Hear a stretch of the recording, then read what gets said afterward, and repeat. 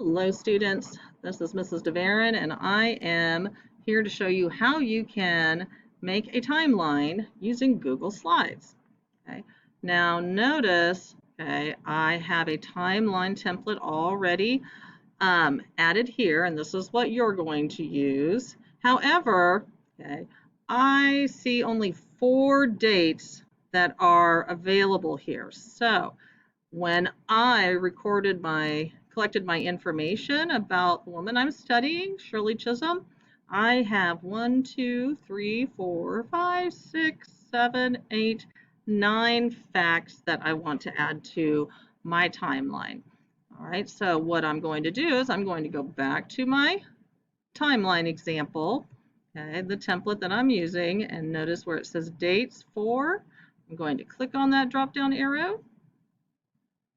There we go. Oh, and I'm going to go down to 6. All right, so I may have to separate this into 2 different parts because I don't want to change any of my events or take anything out. So what I'm going to do is I'm going to make 2 timelines. Okay, I'm going to just make 4 events on this first one, and then I'm going to duplicate this slide and add another one. So to do that, I'm just going to go over here on the left where I see the miniature version of the timeline, right click, I'm going to click duplicate slide, and that will make another slide exactly like this. You may not need to do this because you may only have 4 or 5 or 6 events, which can fit onto one timeline. So now I'm going to go back to the first one, and I'm just going to leave the 4 events here. All right. I'm going to close this for now so I have a little bit more space. Okay, and let me make this a little bit bigger in my window so you can see a little bit more of what I'm doing if I can. Well, let's go in and zoom view. Here we go, zoom. I want to zoom here. So there we go. All right, so now that's going to be a little bit bigger. All right, so notice, oopsie, okay, I'm going to go up here, and this is my first event, okay? And where I see that 20XX, I'm going to double click in there to select it, and I'm going to type 1924, okay? And I see this right here, okay? My first event is her birth, so I'm going to try birth. Now this text here, I'm just going to select this and type over it, okay? I will type again, Shirley Chisholm was born in Brooklyn. See, I spelled that wrong. New York. Okay, and then I'm going to go to the next one. Double click to select. 1946 is the date I want to add. Okay, and I'm going to put college education here because this event is about her education. I'm going to click down here where I see this text, double click it to select it, okay, and I'm going to type graduated from Brooklyn College in New York. Right.